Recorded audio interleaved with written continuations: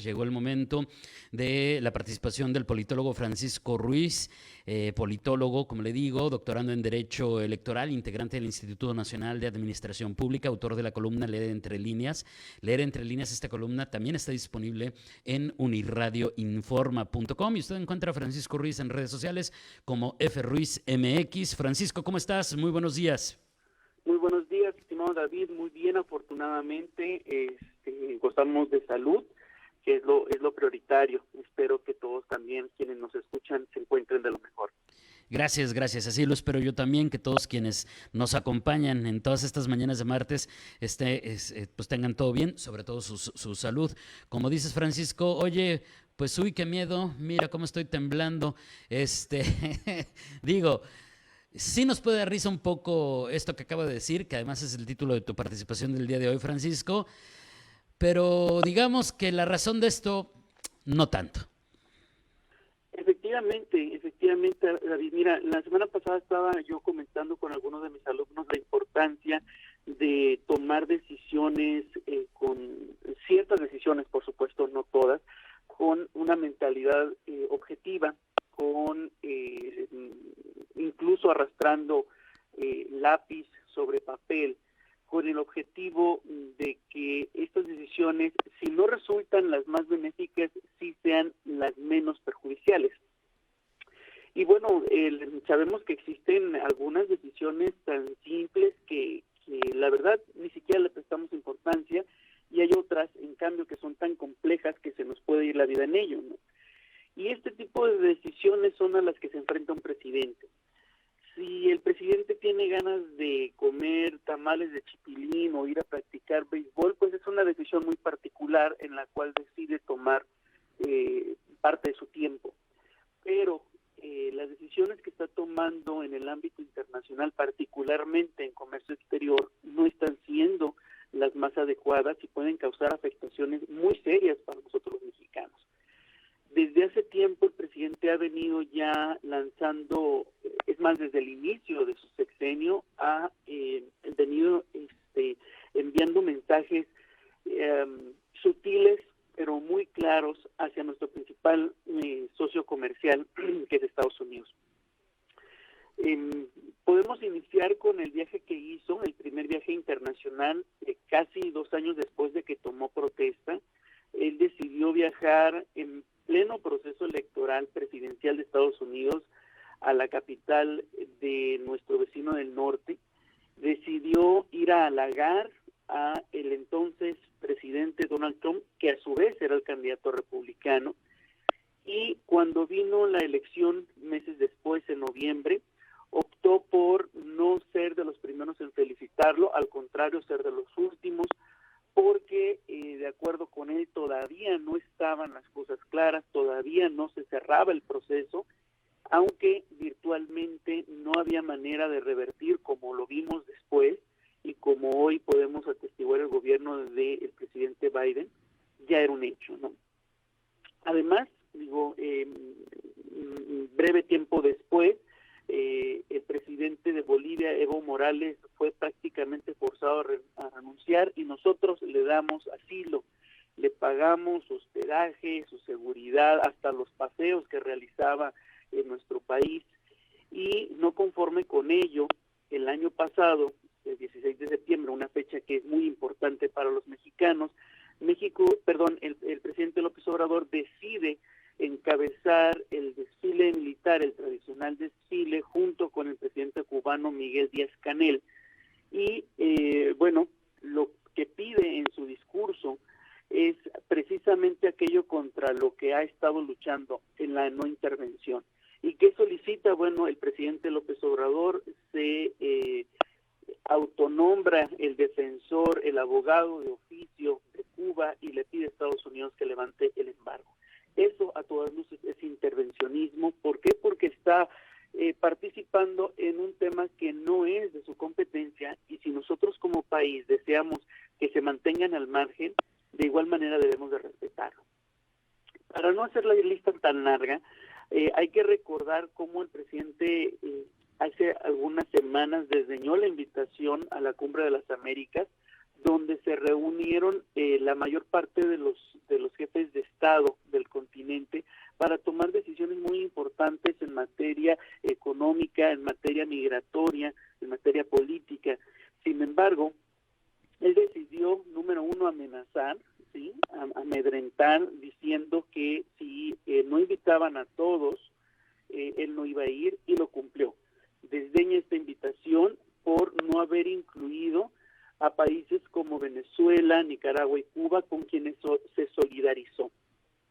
Es importante tener presente este tipo de acciones porque van llenando el vaso gota a gota, no son las señales que debemos de mandar. Aunque se tratara de un país en el fin del mundo, si esta representa una de nuestras principales fuentes de ingreso, debemos de tomar decisiones objetivas y con base en el bienestar de la sociedad.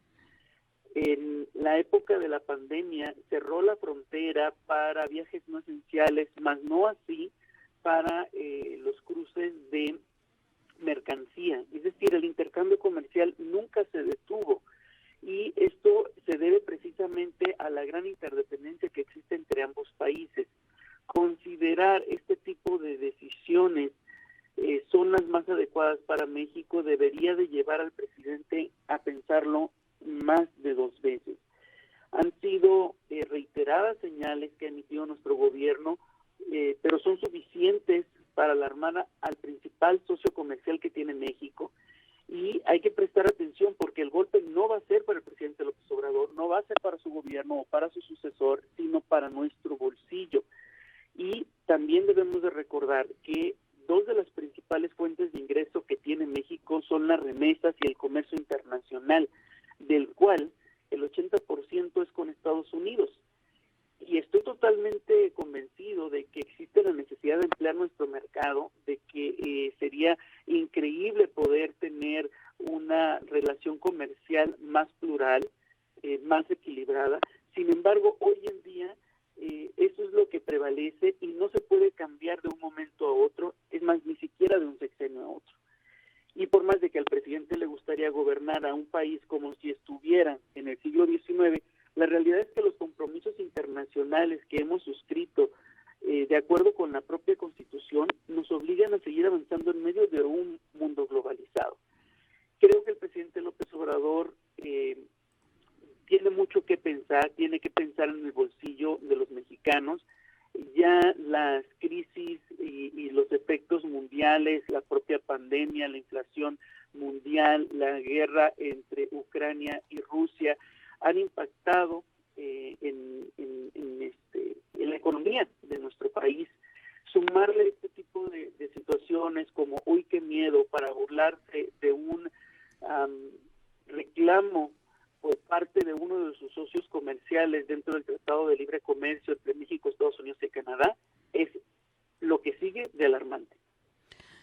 Híjole, oye, y en este contexto, no puedo evitar preguntarte qué piensas de este anuncio en medio de la situación de las controversias, porque ya son varias, del TEMEC, las denuncias por las políticas energéticas de México, que dicen desde Canadá y desde Estados Unidos que están violando los principios y lo que se firmó del TEMEC, Francisco, pero desde el punto de vista de cómo verán los norteamericanos y los canadienses el hecho de que dice el presidente que les va a responder el día del desfile del 16 de septiembre.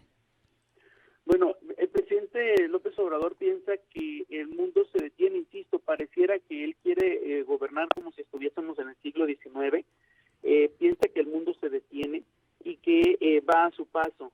La realidad es que existen organismos multilaterales como la Organización Mundial de Comercio, en donde tanto Canadá como Estados Unidos pueden someter precisamente esta queja.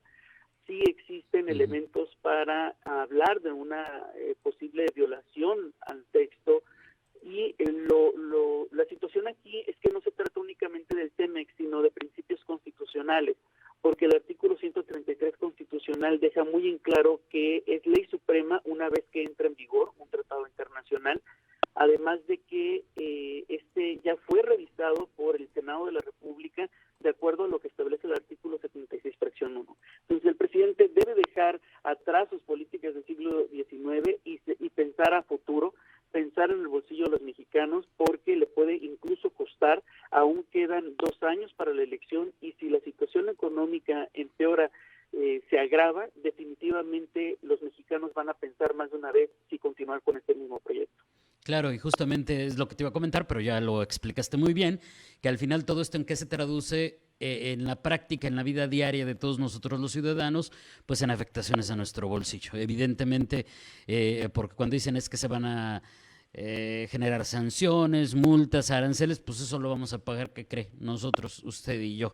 Algo así como cuando dicen, oye, pues es que vives del gobierno. No, nadie vive del gobierno. A lo mejor vivirás de nuestros impuestos, porque del gobierno nadie vive. Se vive de nuestro dinero, del de nosotros, que somos económicamente activos y pagamos todas esas imposiciones, que bueno, yo estoy de acuerdo porque finalmente es en esta orden, pero ese será motivo de otra discusión. Francisco, muchísimas gracias.